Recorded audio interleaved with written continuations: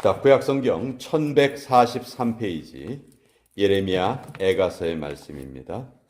예레미야 애가 1장 5절에서 9절까지 그리고 20절에서 22절까지 이렇게 두 부분을 우리가 보도록 하겠습니다.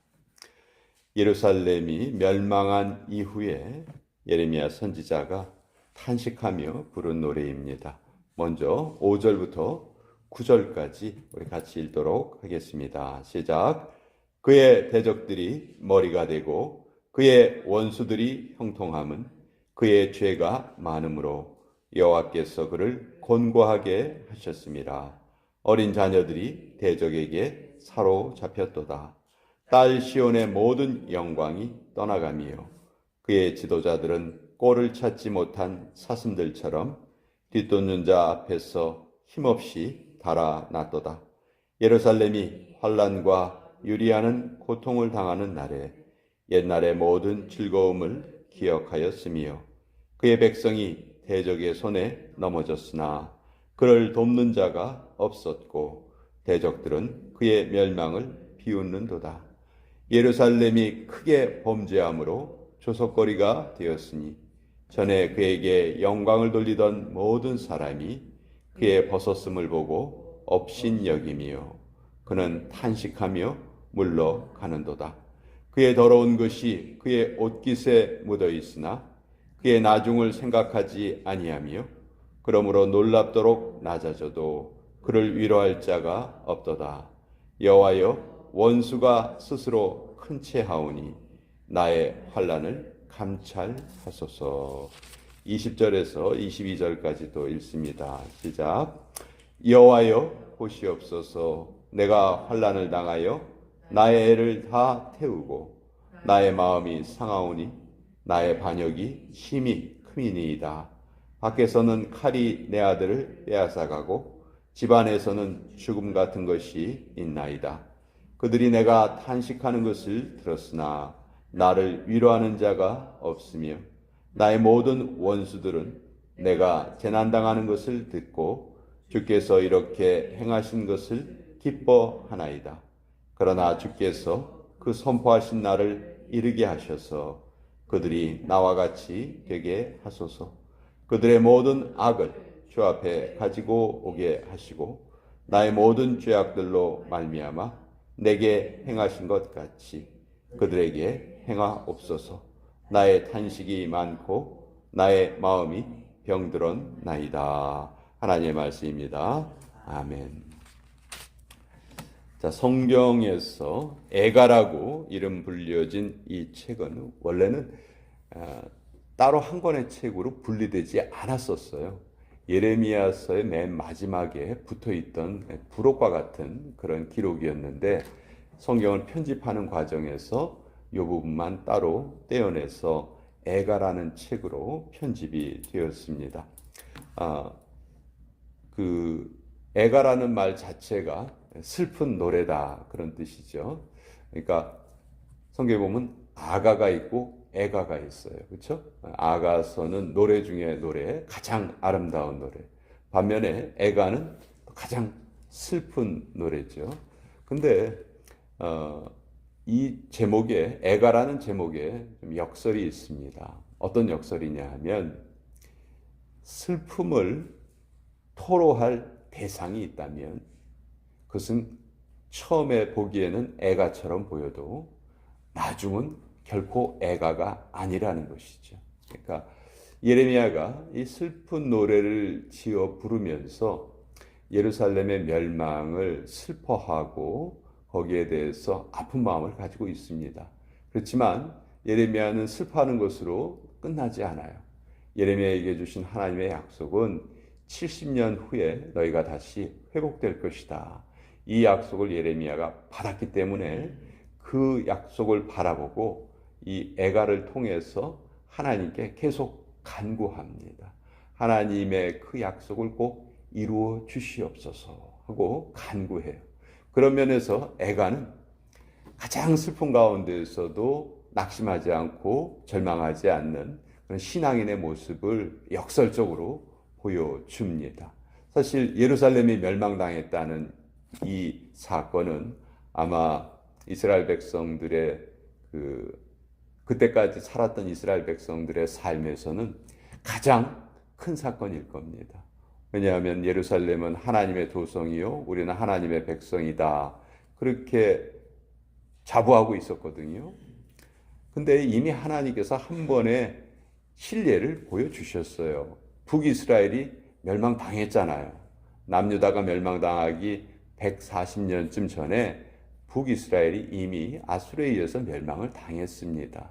그때 북이스라엘의 영적인 모습이 너무 악하고 또 하나님께 배반하는 모습이 있었기 때문에 하나님이 그런 징계를 내리셨거든요. 자, 이걸 봤으면 이제 남유다가 그것을 똑똑히 봤기 때문에 우리는 어떻게 해야든지 똑같은 모습을 당하면 안 되겠다라는 그런 교훈을 얻어야 되는데 그 교훈을 얻지 못했어요. 남유다도 결국 마지막 모습은 북이스라엘의 마지막 모습하고 너무도 닮았습니다. 하나님의 말씀을 믿지 않고 우상을 섬기고 선지자들을 핍박하고 가난한 자들을 억압하고 아주 안 좋은 모습들만 다 보여진 거예요. 그렇기 때문에 하나님께서는 그들에게 징계를 내리십니다. 자, 성경에 보면 형벌과 징계가 구별이 됩니다. 형벌은 언제 내리냐면요. 그 형벌을 받는 대상에게 더 이상 형벌을 내리는 사람이 기대가 없어요. 그냥 형벌의 끝은 멸망이에요. 그걸 끝. 근데 징계는 목적이 달라요. 징계는 징계를 내리는 분이 징계받는 자에게 희망을 가지고 계시는 거예요. 그래서 징계를 받은 후에는 회복이 되는 거죠.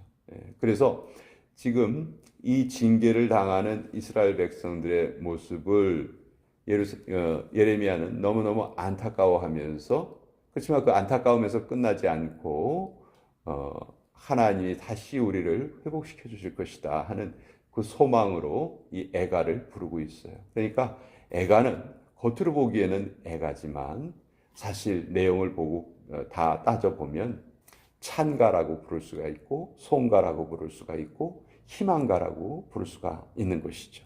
그렇지만 그 당시의 모습은 너무너무 안타까운 거예요. 자, 우리가 읽은 부분을 한번 보시면 5절에 이런 표현이 있어요.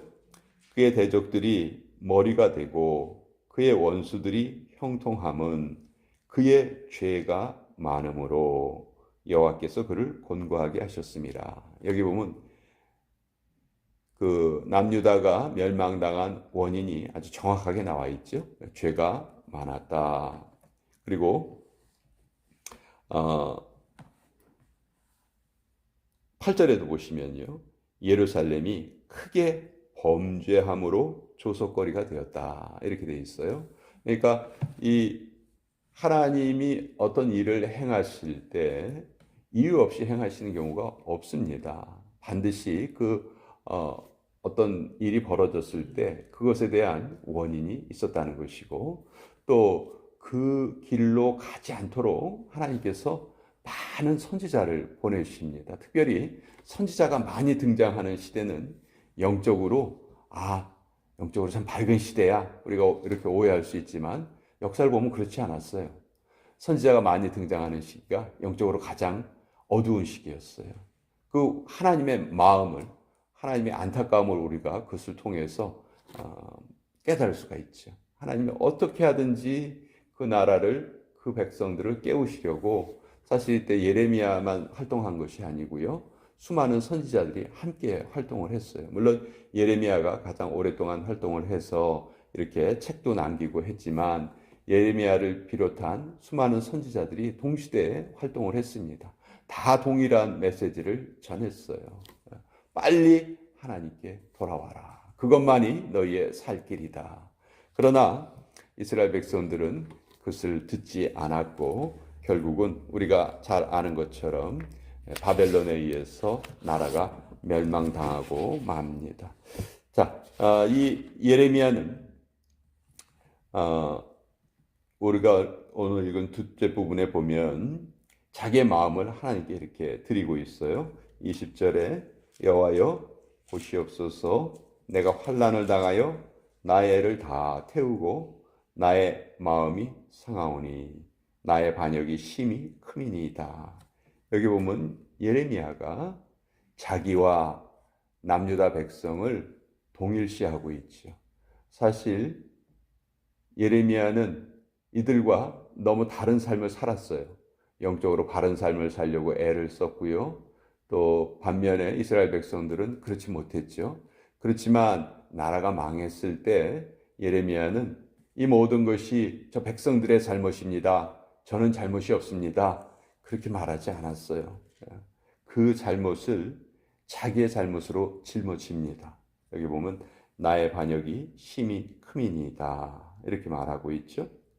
그리고 그 백성들이 당하는 모든 고난을 자기의 고난으로 또 그렇게 짊어집니다. 21절에 그들이 내가 탄식하는 것을 들었으나 나를 위로하는 자가 없으며 나의 모든 원수들은 내가 재난당하는 것을 듣고 주께서 이렇게 행하신 것을 기뻐하나이다. 사실 이 예레미야는요, 나중에 바벨론이 쳐들어왔을 때 다른 사람들을 다 죽이고 하지만 이 예레미야만큼은 바벨론 왕도 함부로 하지 못합니다. 그래서 선택권을 줘요. 너 여기에 그냥 있을래? 아니면 우리와 함께 바벨론으로 갈래? 그렇게 예레미야에게 선택권을 줍니다. 그때 예레미야가요, 예루살렘에 그대로 남아요. 그대로 남아서 그 끌려가고 남은 백성들, 그 웬만한 자기들에게 도움이 될 만한 사람들은 다 끌어갔거든요. 그때 포로로 끌려간 사람들이 100만 명이 넘는다고 해요. 근데 남아있던 사람들은 정말 약하고 이제 벌어먹을 하여튼 이런 재주도 없고 그런 사람들만 남은 거예요. 근데 예레미야가 오히려 그들과 함께 남습니다. 그들과 함께 남아서 그들을 위로하는 역할을 또 계속하죠. 이걸 보면 우리가 이 땅에 살아가면서 우린 불신자들과 우리를 자꾸 분리하려 하죠. 하나님, 우리는 이렇게 거룩하게 삽니다. 저들은 믿음이 없어도 우리는 이렇게 바로 살려고 애를 씁니다. 맞아요. 맞는 모습이에요. 그렇지만 저들의 그 범죄하는 모습 때문에 우리가 계속 그들과 우리를 분리시키려는 것이 아니고 우리가 그들의 잘못을 떠안아야 한다. 그들의 잘못이 결국 우리의 잘못이라고 우리는 껴안을 수 있어야 된다. 저는 이것이 어떻게 보면 신앙의 가장 성숙된 모습이라고 생각을 해요. 처음에는 자꾸 분리를 하려 하지만 결과적으로 우리가 그들과 결코 분리될 수가 없는 존재다. 그들의 잘못이 결국은 나의 잘못이다. 그래서 그것 때문에 아파할 수 있는 마음을 가져야 한다. 사실 예레미야는 이때 이스라엘 백성들을 놀릴 수도 있었어요. 내 말 안 듣더니 잘 됐다. 거 봐라. 내가 뭐라고 그랬냐.